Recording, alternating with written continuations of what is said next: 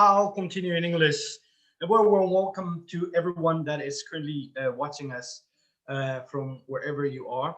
I know some of you are currently in the Netherlands, some others are in Greece, and some others are in Germany and also in the States. So thank you very much for taking the time and joining us today for this very special occasion, celebrating a bicentennial moment of Greece of 200 years since the Greek Revolution. I'm very delighted to have such wonderful speakers today with us. And I would like to explain a little bit about the format and what we're going to do and how we're going to do it so that everybody is aware. So we're going to have 5 speakers and 6 if I'm not mistaken. And I'd like them to introduce themselves in strictly a minute. I mean, we've all done the pitches before. And then we'll have 3 topics. And I'd like to ask every panelist to take 2 minutes to give his or hers views or opinions regarding the topic. And then we will also have some people from the audience asking questions. I know we currently have more than 60 people on Facebook and more than 60 here as well. So that's fantastic. I'd like to say just a few things regarding the topic and why we've chosen this topic. Well, innovation has been propelling our futures. And what do I mean by have been propelling? We've seen that this current pandemic has forced certain innovations. We've seen it in Greece, where suddenly much more things are taking place online. We've seen e-commerce booming. And we've also seen in some of the countries that I happen to work, which are the African and Middle Eastern countries, that innovations have been introduced out of necessity. And of course, out of opportunity, a lot of young entrepreneurs have seen the gap in the market and have managed to gain and to optimize this opportunity. Taking all this together, I'm very curious to hear what our panelists have to say with regards to innovation. And without any further delay, I'd like to start with one of our ladies. What kind of introduction can I give you, Daphne? You've been a very inspirational startup in Greece, making sure that everybody knows our museums, knows our history, our heritage, and our culture. And you're not doing that only there, but also elsewhere. Can I ask you to quickly introduce yourself to the audience for the coming minute? Hello, I'm Daphne. I'm one of the 3 co-founders of Clear News, and we've developed a platform where multiple culture and tourism professionals can create their own digital tours, meaning that they can create audio or virtual tours for top attractions, city walks, road trips, or any other walking tour they'd like for a destination. We're currently in 11 top destinations in Europe, but within 2021, we're going to expand in another 30. This is going to basically expand our portfolio to around 400 tours currently. Till today, we've had, I think, around 60,000 users, and 50,000 were only in 2019, meaning that we saw a huge growth in 2019, so pro-COVID. But also after COVID, self-guided tours are one of the upcoming trends, and we do see a lot of distributors like Get Your Guide, Viator, Booking.com, TUI Amusement, very interested in such products. And we really believe that 2021 is going to be a much better year, considering that 2020 was a very hard year for tourism in general. What else can I say? We've been funded and backed by venture capital Unifund from Equifund. And currently we're expanding, and we're about to announce one of the more important strategic partnerships right now. I think that's the basics of what we do. We recently were awarded by UNWTO for our sustainable tourism practices for Sustainable Goal 8 for economic growth and decent work. And this is one of the biggest prizes basically that we've had so far. Wow, impressive to say the least. Thank you very much for that. I'll now like to go to Yanis. Can I give you the floor? Our introduction goes back to, I believe, 6 or 7 years, when together with one of our most inspiring ambassadors of the Netherlands, we started an initiative, and I joined forces with him to start Orange Grove. What can I say about you? I mean, your PhD, your work, your organization, but everything you've done speaks innovation. But perhaps you can explain it much better. Right. Thank you very much, Thodori. Good evening to everyone. Kalispera. Yes, I'm Yanis. I have the privilege to lead a team of 5 very enthusiastic women who lead and operate Orange Grove in Greece nowadays. For all of those who don't know what Orange Grove is an incubator that was started back in 2013 by Ambassador Jan Versteeg. Our team has the privilege to continue his vision and making sure that the reputation of Orange Grove and the work we produce is excellent, is of high quality. And Cliomius was one of the very first startups there. That's how we met Daphne back then. And I also have the opportunity or the luck to lead a team of 7 machine learning and software engineers, in a startup which is called Code for Thought. And essentially, what we do there is we build technology that will help us control and monitor the technologies of the future, be it AI systems. So what we try to do is to make sure that AI systems are fair, are explainable, we can trust them, they're ethical, to use a Greek word. And I'm very happy for today's session. So I look forward to exchanging views with all these nice panelists. And thank you, Thodori, very much for the invitation. More to discuss during the Well, thank you for accepting it, and thank you for enriching the dialogue that we're going to have right away. Without any further delay, I'd like to give the floor to Alexandros, who has also been very active in the whole sphere of entrepreneurship and innovation. And Alexandre, can you quickly introduce yourself? Yeah. Hello, everyone. So, Thodori, thanks for the invitation. Nice to be on this panel with all of you. My name is Alexandros Matthijssen. I'm based in Amsterdam here in the Netherlands. I'm part of EY. EY is a professional services firm with with a presence in more than 150 countries. And I'm a member of the management team of our startup initiative, which we call EY Innovation. So what I do is basically I support companies that are fast growing in terms of finance, management, accounting and control, sell-side transactions. And yeah, I've been actually in the past quite active also with Orange Grove, and we still have a collaboration trying to support startups in Greece that are active in the Netherlands. And quite a bit of my client portfolio also here in the Netherlands are Greek startups that have a subsidiary here. Other than that, within EY, I started and co-founded EY Finance Navigator, which is really a financial forecasting tool for startups. We built it specifically to address the needs of startups when they are in the process of fundraising. And it was one of the, it's basically an internal innovation, a corporate startup, if you may, which currently has more than 2,000 users in 80 countries. And recently was awarded by the Institute of Management Accountants here in Amsterdam.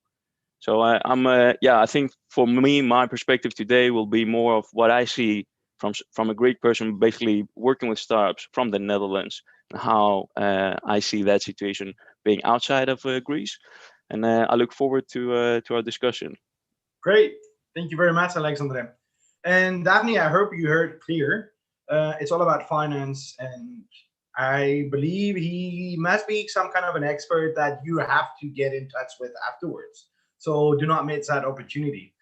Now I'd like to go to a big honor for us today as well. Prodrome, you are the head of digital policy and development at the Onassis Foundation.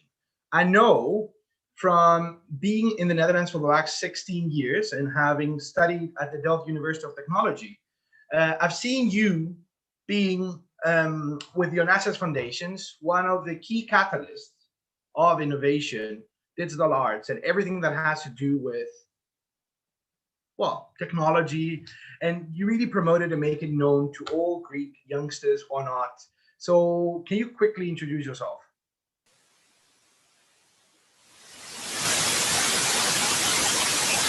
I believe there's something going wrong with your sound.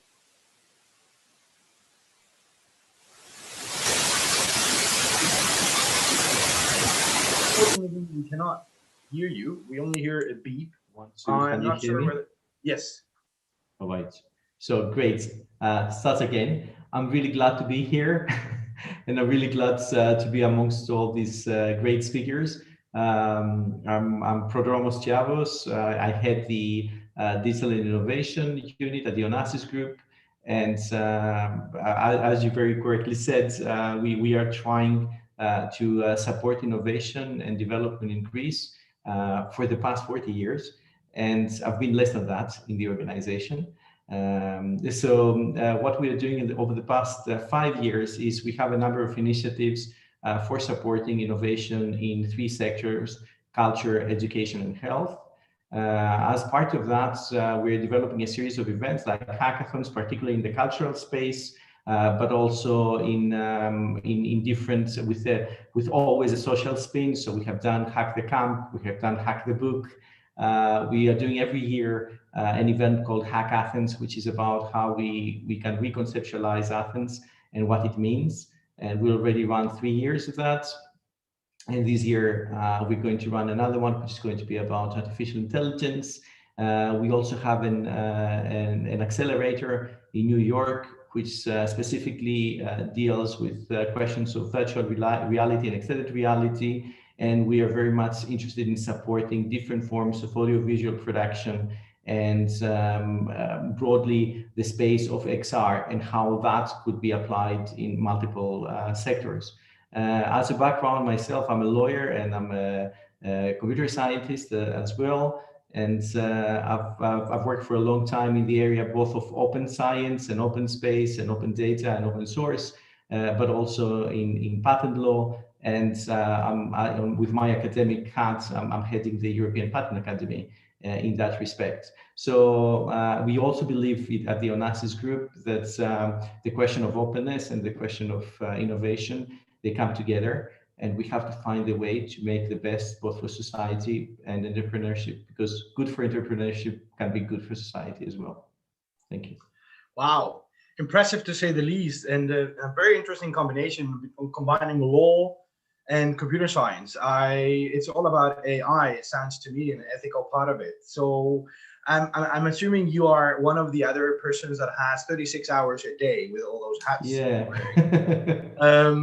So well done, and thank you very much also for joining us today. I'd now like to go to Melina. Melina, you've received so many rewards and so many awards, and you are a true inspiration, again, to say the least.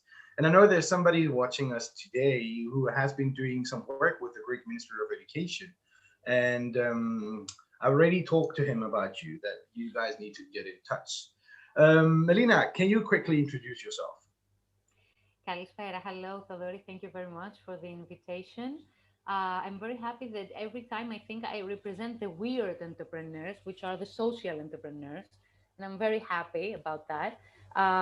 So yes, I am a social entrepreneur. I'm very happy about it. I'm the founder of Wise Greece. At Wise Greece, we support small farmers and food producers to grow and export their products. And we turn our profit from the sales into food supplies for orphanages, for soup kitchens, and for the 3 million Greeks living below the poverty line. So far, we work with 100 food producers with more than 2,500 products. We export in 8 countries, and we recently won a very important award by the United Nations and the World Bank for our contribution in the implementation of the sustainability agenda. So that's about it. Nice. Well, I wouldn't consider you weird at all, because for me, and especially in this time, and especially with this pandemic, social entrepreneurship should be just normal entrepreneurship. Like everybody needs to take into account the society, the environment, and this space will live and work and act. So yeah, we will have some more time to discuss that, but thank you very much also for joining us. And last but not least, it's a very good friend who happens to be the husband of a very good friend of mine. We studied together, Vasiliki, and I hope she's watching as well. Irakli, you also work at the Onassis Foundation as the, let me say it correctly because I don't want to make any mistakes. You are the Digital Innovation Coordinator. So can you quickly introduce yourself? You also wear different hats, so I'm curious to hear more about it. Thank you, Thodoris, for the invitation, and I'm very glad to be in everyone's company here.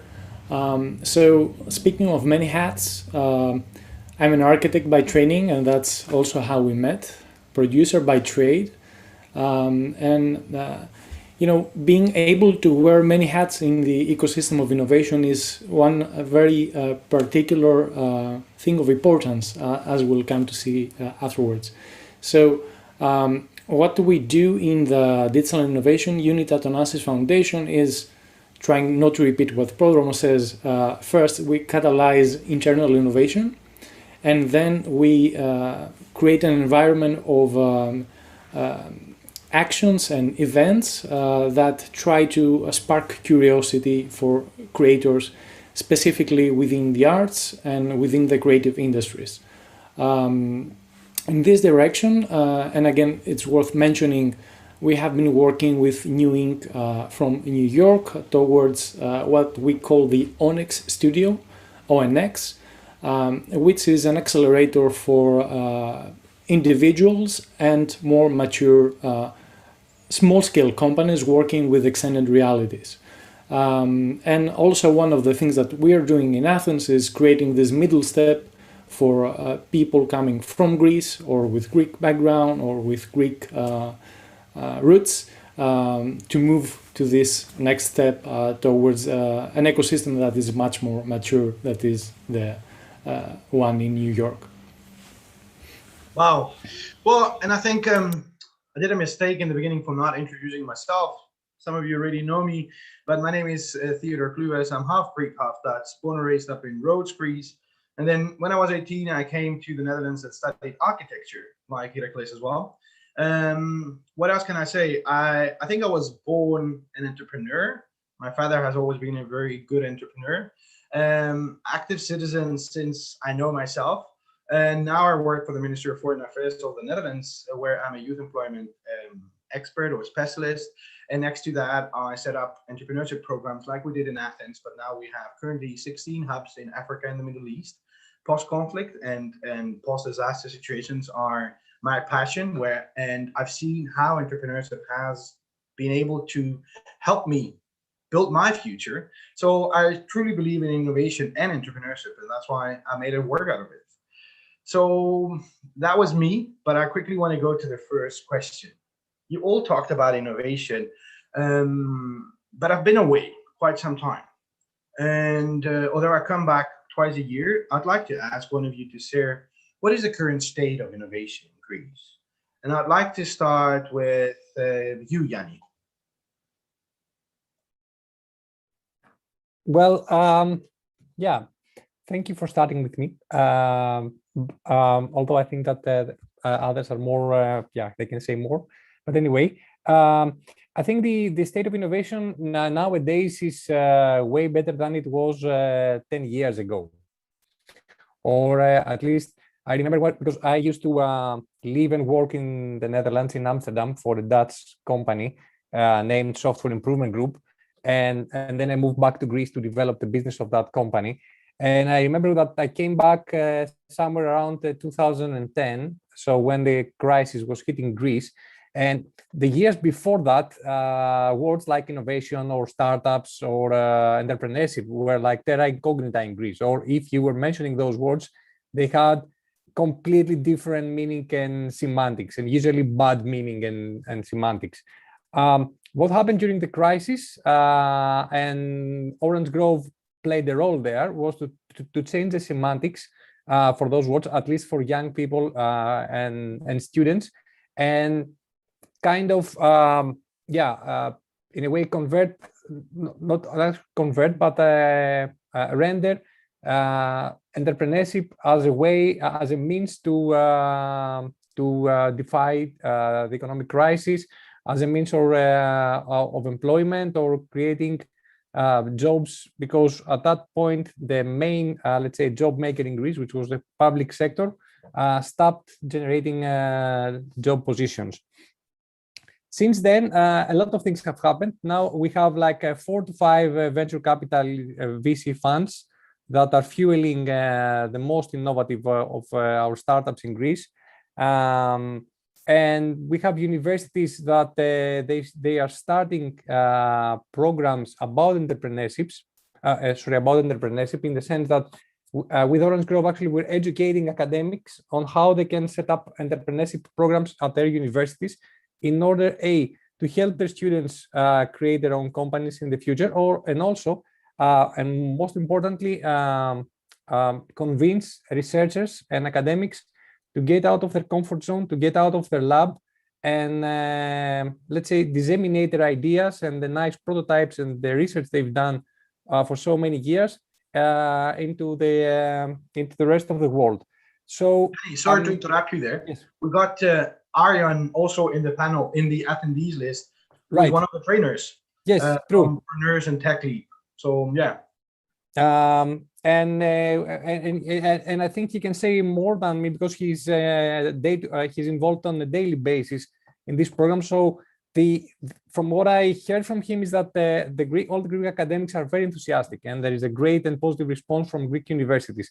So I think that things are way better than they were 10 years ago. But if we compare ourselves with what is happening globally, still we have lots of way ahead. And not to cultivate talent per se, because we are also seeing that the tide is turning. I mean, we are getting people back to Greece, and COVID might have helped on this aspect, that they want to come back and help the Greek startups and the large corporations for the next day of the digital transformation, let's say. Yeah. But what we still lagging behind, I think, is the creation of ecosystems. So the synergies. We have started. There is some critical mass there, but we have to cultivate further the development of ecosystems, of spillover effects, closer connection between startups, universities, and corporations. But I'm optimistic. I'm really happy with how things are progressing. But I'm still very demanding. Your last sentence sounds like music into my ears, because I'm all about turning energies into synergies so that we can really propel our ecosystem into one that is a reference in the region and not one that falling behind. Because I do believe, and I've seen the wealth and innovation that lays in the brains of Greek students here and Greek professionals here. But Melina, you go around, you go places as well. What would you say is the current level of innovation? Well, as I said before, Thodoris, and I agree with you that this shouldn't be the case. I represent the weird entrepreneurs, and this means that unfortunately, social entrepreneurship is not very well known in Greece. It is actually making its first baby steps, even though social entrepreneurship as a concept, it is very well known and very successful both in Europe and the US. So just to define what social entrepreneurship is, just imagine that a social entrepreneur identifies a social problem and creates a business plan, a sustainable business plan around it in order to actually solve this problem, right? So as you can understand, in Greece, we have a lot of social problems. I mean, you name it, the pay gap, gender equality, environmental issues. We have a lot of social problems. So it would be really logical for the state or for the schools to actually educate the kids in order to become social entrepreneurs. And this is not the case, unfortunately. So there are a few courses right now that you can take, maybe in the Economic University here in Athens, but that's about it. So I think that Greece is a great market for social entrepreneurship, but all of us, we need to do something in order to support the future social entrepreneurs of our country. I couldn't agree more. Brother, working in open innovation and open data and everything that has to do with it, that part of tech, how would you judge, or what would you say with regards to the level of innovation or the current state of innovation in Greece? Yeah, I hope you can hear me first of all. Would you be able to speak up a little bit, because we cannot hear you? Can you hear me better now? A bit. Can the others hear you clearly? 1, 2. Can you hear me better now? Yes. Okay, good. I have 2 microphones. It seems the one doesn't work. So I found which one didn't. So first of all, I would agree with Yannis in particular, in terms of the situation in Greece overall is better. And we know that also in hard metrics. If we read the National Documentation Center report on innovation, which is from 2010 to 2018, we see that we have a gradual improvement of the innovation landscape, in a horizontal level. So that's a marginal innovation. We don't have something tremendous happening. And at the same time, it's only natural in terms of the overall economic situation being improving post-crisis. And we don't have numbers about what happened the past 1.5 years. So the situation is certainly improving. In terms of open innovation, which is a very specific type of innovation, that it essentially is not the same as open source. It basically means that we have networks between small and medium enterprises and possibly a big or a big company, or many of them, or small and medium enterprises in a university. This is something which I think Greece is a natural place for such innovation to be taking place. And we've seen it partially happening, but still not much. And one of the primary reasons for that is that we lack a number of factors to see this happening. The innovation in Greece is mostly incremental, and it's a medium innovation country. If you see the European Patent Office statistics or the WIPO statistics, it's the type of innovation that you see. And to my very personal opinion, to a great extent, this is what Yannis said before. It's an issue of ecosystem, but it's also an issue of access to market and access to capital. And in that respect, I would really like to know more about Alexandros's work. But I think this is the biggest possibly problem right now, even if you see the size of VCs and the kinds of companies they're investing in, and you compare it to what's happening, let's say, in Stockholm or Amsterdam. Apparently, it's really the difference is quite big. So accordingly, the types of innovation we have, they're of a similar size. Yeah, I think this whole thing about ecosystems, and of course you need policies in place that are creating that fertile ground. Finance is of course of paramount importance, but I also believe culture. I mean, being born in an island, I've seen that everything happens in Athens. Everybody talks about Athens, and it's much more than that. So I'm very happy that Yannis is also very active in Patras. And also Thessaloniki, I see that is also becoming a hub as well, and Crete, of course, not to forget. But all those small places in Greece, they also need to get access to all those information and all those happenings of Athens. But finance is a very important one, and maybe we should get the floor to Alexandros, and looking forward to hear your views. Yeah, thanks. So it's fun enough, right? Because also in the Netherlands, TechLeap, for the ones that don't know TechLeap is basically a non-profit organization in the Netherlands, publicly funded, really working to promote entrepreneurship and the startup ecosystem in the Netherlands, but also abroad. And there was a recent study that made by TechLeap, and what it showed is that one of the things that's also lacking in the Netherlands is access to capital. Of course, they're comparing it a bit more to the US, but the point I'm trying to make is basically it's always, a bit relevant. So capital is always a bit of a challenge. I definitely think that in Greece, there can be more access to capital, and I do think that that's something that will happen because of mainly 2 reasons. One, you already see there's a lot more. I'm quite positive on what I've seen over the last 6 years happening in Greece in terms of innovation and entrepreneurship. Also, some of the things Yannis mentioned earlier. And why I think you're gonna see more access to capital in Greece is because the whole COVID-19 situation has forced everyone to move to work remotely, and all of a sudden where you're located has a lot less significance, whether that is from a business perspective, whether that is from a financing perspective. So I do think we're going to see a lot more investment from VCs outside of Greece headed towards Greek companies. And I think also Greek startups are going to be a lot more extrovert compared to what they are right now because of this new situation.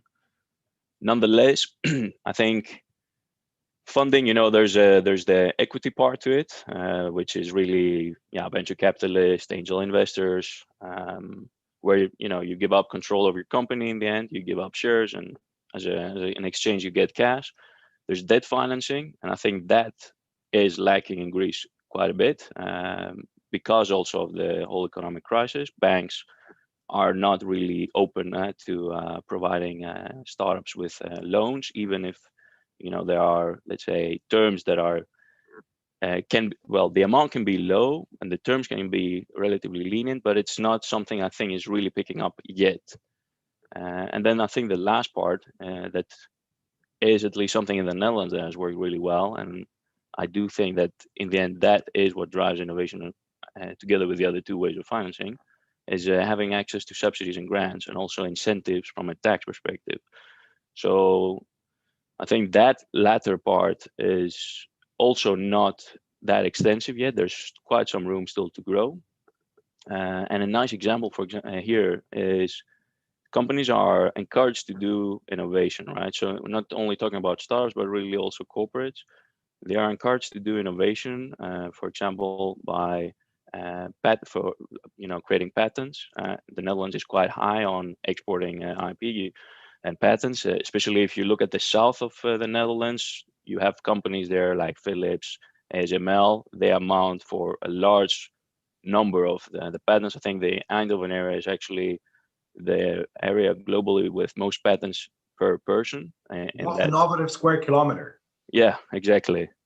So of course that Philips, is a huge conglomerate, but what it does is it attracts startups that want to be in that ecosystem, because in the end it is about the ecosystem.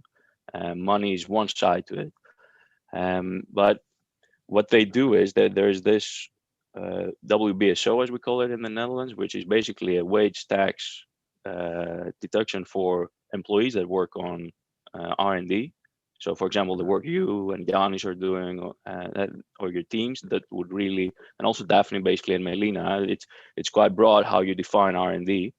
But then there's also an additional incentive if you make revenue out of these type of activities. The corporate income tax that would apply on that in the Netherlands is very, very low compared to the normal one. So it's a way to give companies also, not just startups, but also mature companies, the incentive to innovate. Yeah. I think that's key, because in the end, corporates also look at startups to innovate. That interdependency is there. Thank you. Irakli, I know that you're very passionate about digital art and media and everything that has to do with that. Looking at it from that perspective, how would you consider the level of innovation increase from that point of view? Well, I think one of the key takeaways from the world of digital arts is how things are not in confines. What we often say, such works come from interdisciplinary environments, also applies to startups. You have to have people from different backgrounds in order to produce something. And I think we're at quite good level in Greece regarding this one now. People either through university incubators or a lot of events such as hackathons or awards that try to stimulate the entry points to the ecosystem are actively encouraging collaboration. And I think that's one of the key mentality parts of mentality that you need to have in order to be able to think not innovatively, but to be able to think that you can innovate. And I will also relate this to the mention that things seem to be happening in Athens. Where the problem lied 10, 15 years ago was that if you don't have any examples of what you are able to do, you cannot think that you are able to do this because you have nothing to compare yourself to, you have nothing to aspire to. And I think now we are at this point where perhaps we're not learning a lot from the unicorns that would have been in the Greek ecosystem, but we are learning a lot from the smaller failures that are happening. And again, this is something that can only be built through a lot of persistence from the key players in the ecosystem. And just to recap, what I think we have gained so far is the spirit of collaboration. We have also gained the understanding of innovation by example. Well, the funding is there, and for it to be within reach, we just have to wait for more things to happen. I think that my personal feeling is that we are still at an early stage of an ecosystem. We have around us ecosystems such as Israel, such as Central Europe, that much more advanced because they had longer time to learn from their failings, and that's what we're hoping for. Yeah, thank you. I think collaboration is key, and exposure. I mean, you mentioned it, exposure to different way of thinking, different things that are happening, and that is really what is actually cultivating that eagerness to think outside of the box and really create something. And that's where I want to come back to you, Daphne. You're having a platform that is using innovation for culture. And culture is one of our biggest selling points as Greeks. But what would you say is the current level of innovation? Because you try to bring in a product that not all of them can use, but how do you consider it? How do you see it? In my opinion, there's been a huge change in this aspect. I mean, especially due to COVID, especially in the cultural sector, a lot of museums and cultural institutions saw that there is great potential in what you can achieve through technology, meaning that especially in 2020, we collaborated with so many museums around Greece, not in Athens, but around Greece, all over Greece, to create digital tours, virtual tours, audio tours, but also some more customized products for those museums. And we really see a great change in this sector.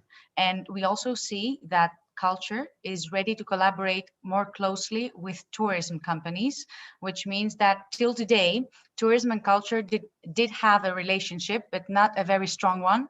A lot of people from culture saw tourism as a way to make money, yes, but they were kind of destroying things maybe, or creating problems in terms of cultural heritage. But now I think that they see a lot of value in providing more digital products like audio tours along with e-tickets to sell to those tourists in order to create better engagement. So in terms of innovation, that's how I see it in the cultural and tourism sector. Now, in regards to a more generic view in innovation, I've also seen great change because I'm in the startup ecosystem since 2012, meaning that there's been so much change, and especially in tourism.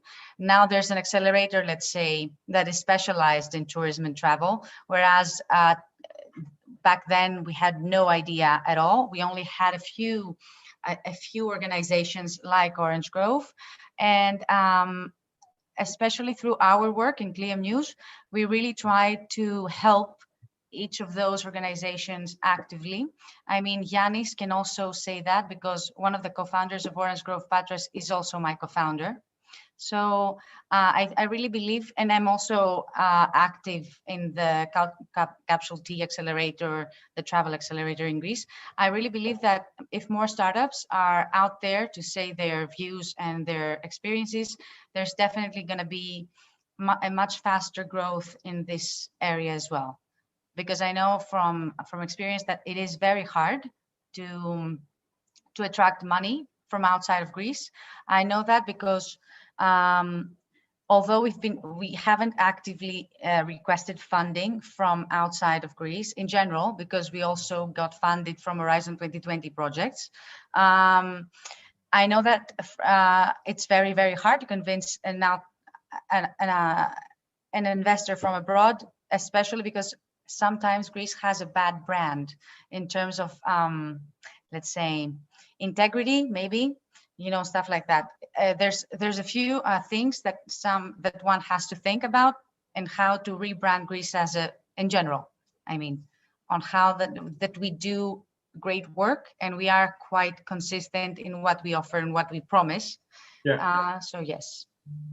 Well, thank you very much. I think it's very interesting to see, and I'm very happy to hear that those two sectors are really getting combined, much more and intertwined, because I think there's a huge potential there.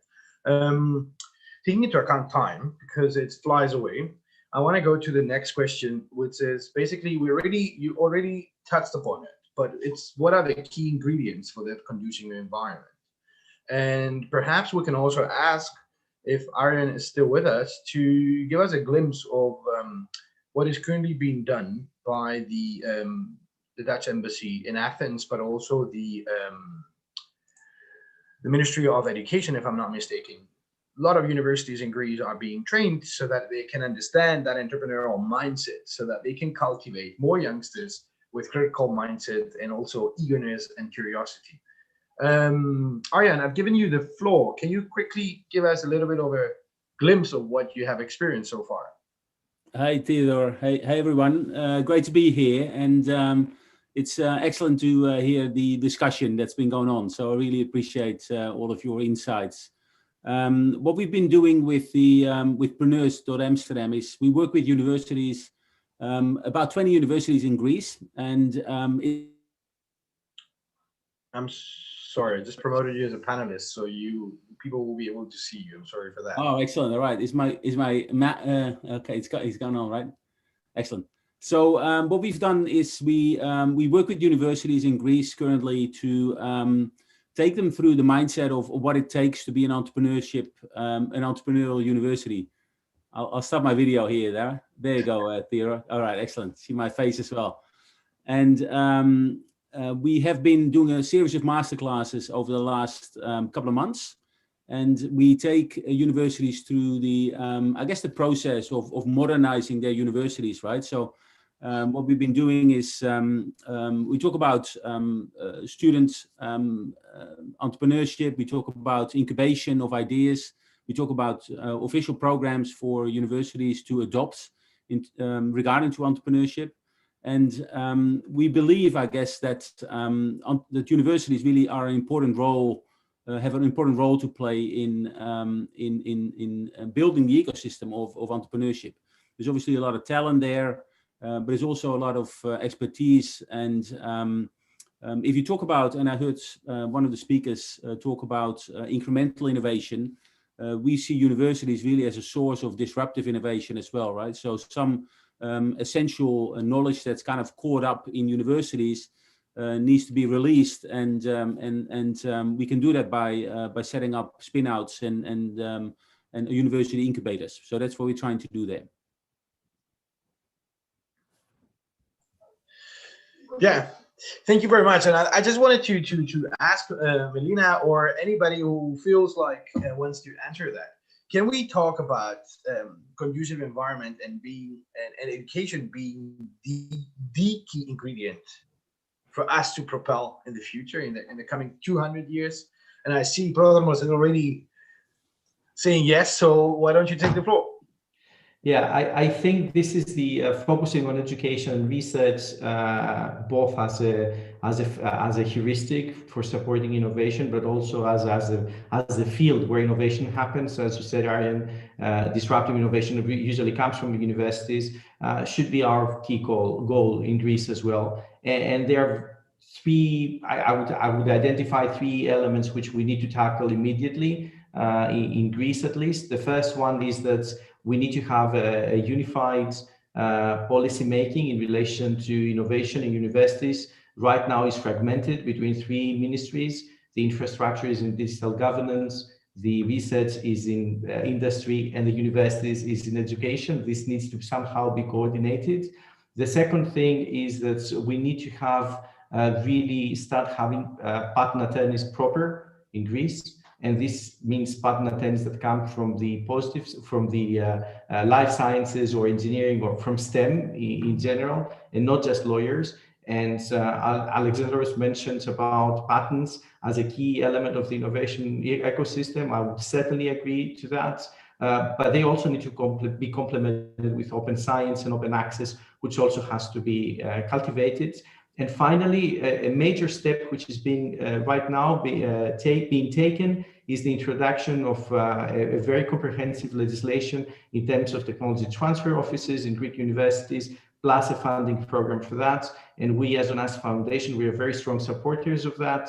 And we have also a series of webinars with Unifund in that respect, and the Patent Office. And we think this is certainly going to support that. But this cannot happen in isolation. You always need to have the IP elements, but you need to have the business elements. So I think we've done quite a bit of work as a country over the past 10 years in trying to introduce and support startups. Is so much better than it used to be. We need to get our act together in relation to intellectual assets and the spaces where intellectual work happens, which is universities and research centers. Thank you. Yeah, you're absolutely right. Melina, we hear them talking about intellectual property and all those fancy tech terms, which are super important, but I'm strongly a believer that innovation is much more than that. And social entrepreneurship is here to stay and should be an integral part of everything we do, and especially innovations that allows us to be more social in the way we do work and everything we do. How do you see education as a key ingredient for innovation? How do you experience that? It is a key ingredient, especially in Greece, because unfortunately, as you all said, we don't have this entrepreneurial mindset in Greece, and we actually feel that entrepreneurship is something bad. It's something illegal in a way, that you're doing something bad. Just imagine when you are a social entrepreneur, which means that you run an NGO or a social enterprise, which in Greece, I'm afraid you all know, they do have a bad reputation. So, and I think there is a question in the chat room, how can you help the social entrepreneurs in Greece? First of all, you need to educate the children and the students that there is another way of doing business by doing well, and doing well by doing good, and all those things. So you can teach them that social entrepreneurship exists. Also, you can attract different types of funds, such as impact funds, which is very important, especially at the European level, to promote the concept of impact investing, and not only VCs and investing in unicorns and tech startups and so on and so forth. I think everything is great, but if you think that we are here just because we live on this planet, and we need to make sure, all of us, that this planet is going to exist in order for us to be able to do our jobs, tomorrow, then social entrepreneurship is not something like a luxury, but something that needs to be top priority. So education has to play a role today if we want to educate our children and create more conscious citizens at the end of the day. Not only conscious entrepreneurs, but conscious citizens. Hallelujah. And I see, Yanni, are you doing this because you I agree, or is there something else you want to say? No, I mean, I agree totally with what Melina says. The only thing I may disagree with Melina is that I don't find social entrepreneurs weird. I mean, I found them mostly inspiring, and for me, it's I mean, this is what we need as a society nowadays: civic engagement, trying to create some good things around our local community, and then this will disseminate. So. Totally agree with Melina. I'm happy to hear that, Yannis, because I spent the past 8 years of my life trying to explain what social entrepreneurship is, from my mother to, you know, everyone I met in my life. So no, actually, it's a good thing. I live in Patras, and on the there is a small park just next to my office, and now there is people that are like some local guys from the neighborhood that are cleaning up the park as we speak. So I see it happening in my. That's good. That's good. That's good. Yeah. Daphne, there are some people asking questions inside the chat room for you. Like, how do you think vocational training can contribute in social entrepreneurship? I can tell you that it would help a lot. Especially, I can make a great comparison. I along with Melina, we were in The Hague for a specific competition, and I had to pitch in front of a huge, like it was a great cinema theater or something. And I was like, oh my God, I'm gonna start pitching now to a few investors and some other people watching me. And along with people from the US, where seriously, they are so eloquent and so confident when they're talking. So I can tell you that it plays a huge role, because I remember in my early years in the startup ecosystem, my co-founder Yannis again had written down everything that I should tell to a customer, just, you know, cold calling to a customer, and I had to write everything down because I was so I was like, I cannot speak to any customer right now. What are you talking about? Like cold calling? I don't even know the people. You know. So definitely vocational training, at least, should be something that was I don't know a subject in school or the university or something. Definitely. Well, thank you for that. Alexandre, what do you think is the key ingredient for the most conducive environment? I mean, you operate in a world where you are at the forefront or at the edge of all the developments. I mean, EY is part of the Big Five. I mean, you see, you read, you experience everything that is currently taking place or is about to take place. So if there's one thing to say that this needs to change in order to make it more conducive, what would that be? It's a tough question, in the sense that I think, yeah, I think, to be honest, at least what I've seen, right? So from my experience, also while living and working in Greece, starting also in Greece, but also now living in the Netherlands over the last 6 years and working and supporting the startup ecosystem in Greece. Comparing it like to the Netherlands, I think one of the key differences, and it has been mentioned already quite a bit from the panelists, so I think that is a way of validating it, is that there is not enough emphasis on commercializing public research. I think we have brilliant minds, we have very good universities, there's a lot of good research coming in. There is a tendency to focus a bit more on, you know, grant money for research and not for how that research in the end can serve the public, so really become a commercial good. And I think that is something that can be improved quite a bit, and that's something I would put high on my agenda, and it links to education. I think education is key, but really, like, at least from my experience, what I've seen is that specific element is very different between, for example, what happens in the Netherlands and how things are in Greece.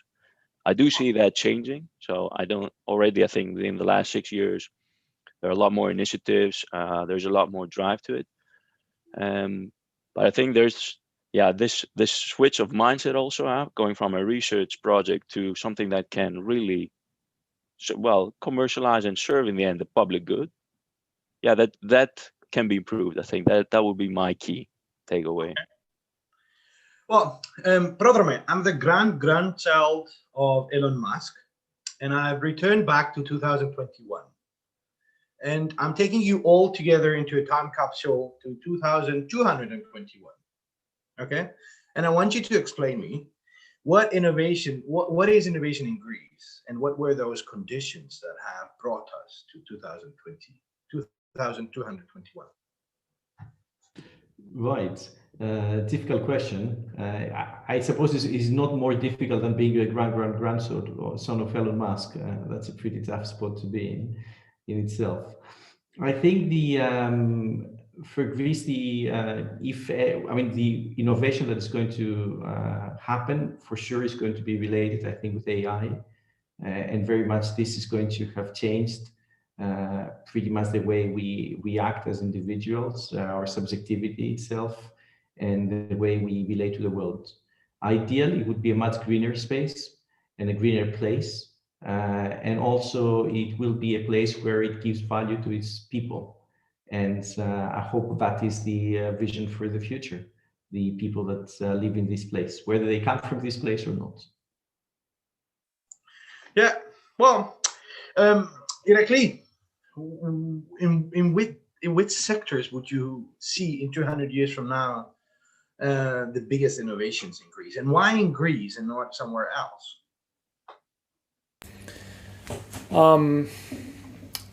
I'd start with social entrepreneurship, not only because it is something that we see there is more need for end users. I mean, people are becoming more aware of what the impact of large-scale entrepreneurship is, or large-scale logistics are. But because Europe is traditionally, and Greece is traditionally, socially aware. We are a social melting pot, and that has the potential to create more problems, in the sense that problems are things that we can solve. And this is a key opportunity that we have here. We're also aware of work conditions, of work culture, something that perhaps is missing from your grandparent, and that's one of the things that I think we have an advantage in. And another one is that perhaps taking a lesson from our fragmentation of services, our fragmentation of initiatives, perhaps we can create a more resilient system, one that does not block itself from a subway ship over the Suez Canal, or an unimaginable, of course, pandemic that brings everything to a halt. So what could we do, learning from those traditional goods makers that were distributed across Greece, not just in Athens, making clothes, making small things for consumption, and what can we do to create new networks of delivery for those goods that can resist such global disruptions in a way? Yeah, so optimization would be an essential part of our lives, more or less, and nothing will come to a standstill because of a ship that just started. And I have somebody here who just came from Taiwan yesterday. He works at offshore, and his company is actually working to dredge the sand that will take it away. And they were telling me billions of money are costing or are being stopped on a daily basis and on every hour that ship is not opening up, which is, it sounds pretty stupid. In a world where we need to open up and be more digital, and e-commerce should be more of an essential part of our life. Less centralized, I'd say, is the key here. Yeah. Melina, in 200 years, everybody will be very conscious, very green, will take only from local producers because they will value quality. They will value the fact that they support local. What else? Well, first of all, Thodori, we need to make sure that we are all going to exist in 200 years. So this means that we need to take some action today to be able to have a planet into 100 years and Greece into 100 years. Hopefully, yes, we are going to be more conscious, more green. We are going to put value, you know, in what we eat, because we don't right now. And hopefully we will be better as human beings. You know, we will cultivate our inner development in a way. And I'm part of another great initiative, which is called the World Human Forum. And what they say there is that it's really important to combine the two AIs, the artificial intelligence with ancestral intelligence. And this is why I believe that Greece can play a leading role, because we do have this ancestral intelligence, and all we need now is to understand, you know, what AI can bring to the world, and maybe, you know, take a leading role and combine those two AIs. So yeah, it remains to be seen. We won't be around, unfortunately, but yeah, it remains to be seen. But we can still dream, act, do. Of course.